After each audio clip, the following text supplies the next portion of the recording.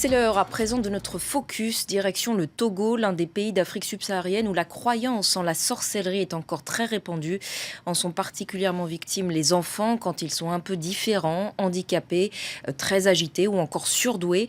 Ils sont bien souvent accusés d'être des sorciers tenus pour responsables de drames comme par exemple de la mort d'un proche. Alors on leur inflige toutes sortes de sévices, séquestration, travaux forcés, torture jusqu'à ce que mort s'ensuive. Voyez ce reportage d'Emmanuel Sodji et Raphaël Ental. Attention, certaines images de ce reportage peuvent choquer. La vie de Matina s'est brisée il y a 5 ans, quand son demi-frère, de 20 ans son aîné, lui a infligé un traitement inhumain. Il n'en serait pas sorti vivant si sa mère ne l'avait pas sauvé in extremis. Il voulait me tuer carrément. On m'a attaché 4 jours en soleil. Je ne mange pas. Il met dans mes yeux le piment. Et il détachait ma main et il met le piment. Et il a pris les chicottes pour donner son enfant de me frapper, de courir. Si je cours et je tombe, son enfant me frappe. Madina a grandi dans une des régions les plus pauvres du Togo, là où les malheurs du quotidien s'expliquent de manière surnaturelle. Mort, maladie, malformation, paupérisation sont le point de départ de bien des souffrances dont sont victimes les enfants. Les ennuis de Madina ont commencé à la mort de son père. Sa famille l'a accusé avec sa mère d'être responsable de son décès par sorcellerie. Mon mari avait beaucoup de femmes et d'enfants. Ça créait beaucoup de problèmes de jalousie. À sa mort, la famille élargie m'a détruite, mon fils et moi. Aujourd'hui, je n'ai plus rien, car j'ai tout investi pour sauver mon fils. Je ne comprends pas comment on peut accuser un enfant de sorcellerie. Si l'enfant dit sorcier n'est pas tué ou jeté à la rue, il est envoyé chez un guérisseur pour être exorcisé.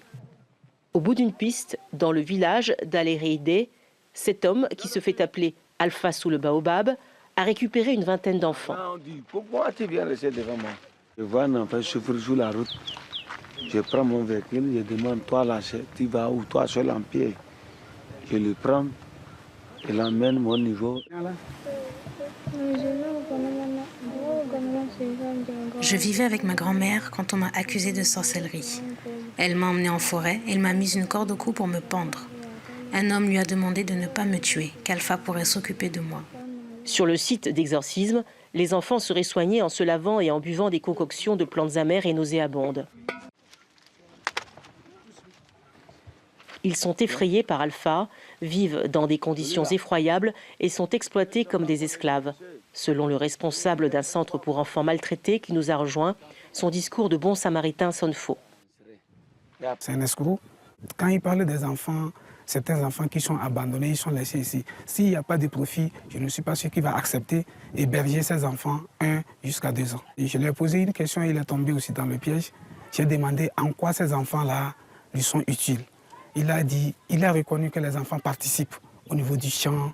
Donc, s'il ne tire pas du profit sur ces enfants, il ne peut pas les garder. Les enfants semblent dissimuler la vérité. La parole se libère à l'extérieur, lorsque nous rencontrons cette petite fille qui a passé 3 mois chez le charlatan Alpha. Errante, elle a été recueillie par le centre d'accueil des enfants maltraités. Elle nous explique qu'elle s'est enfuie car elle était tous les jours battue par le charlatan, parce qu'elle ne travaillait pas assez vite dans les champs. Plus de la moitié des affaires jugées dans les tribunaux de la région centrale et du nord du Togo sont des cas de sorcellerie. La loi togolaise garantit la liberté de religion traditionnelle, mais elle ne prend pas en compte les sciences occultes dans le code pénal. Je dirais que c'est une carence volontaire. Légiférer dessus reviendrait à étiqueter certaines personnes de ce label de sorcier et cela entraînerait des dérives. Et il suffirait que la tête de X ne plaise pas à Y, qu'il y ait quelque chose de mauvais, des événements dramatiques qui se passent dans le foyer, dans la famille ou dans un environnement quelconque, pour que l'on puisse se jeter sur quelqu'un. Taxer un enfant de sorcier est souvent un prétexte pour s'en débarrasser. C'est ce qui est arrivé à Marcelin. Il a été recueilli dans ce refuge pour enfants. Comme la moitié de ceux qui sont ici, il a été accusé de sorcellerie. Après plus d'1 an d'accompagnement psychosocial de l'enfant, de médiation avec la famille, Marcelin s'apprête à rentrer chez lui. C'est la 3e tentative. C'est un enfant aussi qui n'était pas très stable. Et par rapport à son comportement, il sort et le grand-père lit ça toujours à des actes de sorcellerie. Lorsque nous l'avons réintégré pour une première fois, il y avait aussi quelques problèmes de maladie dans la maison et le grand-père a lié ça au retour de l'enfant. L'accueil est glacial. Au moment des dernières recommandations et de la signature des formalités administratives, le grand-père paternel est encore sur ses gardes. S'il change de comportement, ça va aller. S'il ne change pas, c'est qu'il peut avoir un choc en retour. Marcelin est en situation difficile. Sa mère l'a abandonné et son père ne l'a jamais vu. Il ne veut pas du tout que cet enfant mette pied là-bas. Choqué par les propos du grand-père, le petit Marcelin s'effondre. Pourquoi pour mon père, moi, je n'hésite pas?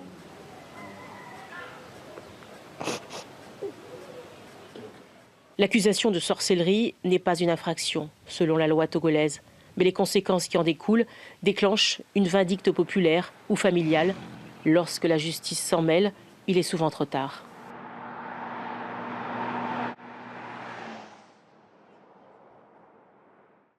Et on en parle avec notre invité Isselmou Boukari, représentant de l'UNICEF au Togo. Bonjour, merci beaucoup d'être avec nous sur France 24. Quelle est l'ampleur de ce phénomène au Togo ? Bonjour, merci beaucoup d'évoquer ce sujet qui est vraiment une grande préoccupation au Togo. Effectivement, le phénomène est un phénomène assez répandu selon les régions et selon les ethnies. Il s'agit, comme vous avez dit, d'un phénomène qui est beaucoup plus lié aux traditions et aux croyances traditionnelles, et donc qui sévit malheureusement dans beaucoup de régions. Depuis quand est-ce que cette croyance en la sorcellerie existe dans le pays et comment expliquer la persistance de cette croyance ? Je crois que c'est une croyance qui est ancrée dans la tradition et qui donc remonte certainement à l'origine du temps. Parce que vous savez que dans les traditions africaines, le surnaturel, les croyances sur le surnaturel, sur la sorcellerie sont bien ancrées dans les croyances. Et donc, c'est un phénomène qui malheureusement sévit partout. Pas seulement d'ailleurs au Togo, mais dans toutes les Afriques de l'Ouest, que ce soit au Bénin, que ce soit au Burkina, et même en Afrique centrale, au Gabon, au Cameroun. Des études ont été faites sur ce phénomène-là. Et il s'agit malheureusement d'une croyance qui fait que généralement toute mort ou toute aventure malencontreuse que rencontre un individu ou une famille est souvent liée à des effets surnaturels. Donc ça fait partie des croyances et malheureusement les résultats sont là. Je pense que ce témoignage que vous avez fait montre vraiment l'ampleur des souffrances dans lesquelles ces enfants souffrent et dans lesquelles ils sont hors de leur famille, torturés, abusés, des situations inacceptables et qui nécessitent vraiment un sursaut au niveau des communautés, au niveau des institutions, au niveau des gouvernements. Justement, pourquoi est-ce que l'État togolais ne fait rien jusqu'à présent pour mettre fin au traitement inhumain que subissent ces enfants qui sont accusés de sorcellerie ? Je crois qu'on ne peut pas dire que l'État togolais ne fait rien. Je pense qu'il faut distinguer entre deux choses. Distinguer entre les phénomènes qui sont d'ordre sociologique et qui sont difficiles à changer et les lois. Même s'il n'y a pas une loi sur la sorcellerie parce que c'est difficile, il y a quand même dans le code pénal des lois qui sont contre toute torture et tous les abus contre les enfants. Le Togo a adopté depuis 2012 un code pénal justement qui est interdit et qui saisit toutes les personnes qui sont responsables de souffrances ou d'actes envers les enfants. Donc dans ce cadre-là, on peut considérer que les enfants qui sont accusés de sorcellerie peuvent, qu'il y a des plaintes. Le problème c'est que généralement, il faut qu'il y ait d'abord une plainte, il faut que ces cas soient recensés. Et donc, comme c'est un phénomène social et traditionnel, les familles elles-mêmes ne portent pas plainte et parfois même, pour ne pas être stigmatisées, elles sont parties, comme d'ailleurs le montre le témoignage, ce sont elles-mêmes peut-être les membres de la famille qui font subir aux enfants ces abus. Et donc, c'est un travail qu'il faut faire au niveau de la lutte contre toutes les formes de souffrance et d'abus dont sont victimes des enfants, parce que ces enfants-là sont doublement victimes. Ils sont victimes d'être accusés de sorcellerie, mais ils sont aussi victimes d'abus. Et même ceux qui sont censés, comme le cas que vous avez montré, être de recours comme ces charlatans, les exploitent aussi et les mettent dans une situation inacceptable. Et c'est pourquoi nous, à l'UNICEF, nous collaborons très fort avec la société civile, avec les ONG, avec tous les intervenants sur deux plans. D'abord, pour protéger ces enfants-là, les sauver et les mettre dans des conditions de dignité, et qu'ils puissent vivre dans un milieu favorable où ils peuvent étudier, être en bonne santé, mais aussi faire un travail de longue haleine avec les chefs religieux, les chefs traditionnels, pour justement un changement de comportement au sein des communautés. Mais cela, c'est une lutte de longue haleine qui nécessite beaucoup de travail. Merci beaucoup Isselmou Boukari pour votre témoignage aujourd'hui sur France 24. Merci, excusez-nous, pour la mauvaise qualité de la liaison avec le Togo. Voilà pour ce focus, restez avec nous. Paris Direct continue dans un instant, à tout de suite.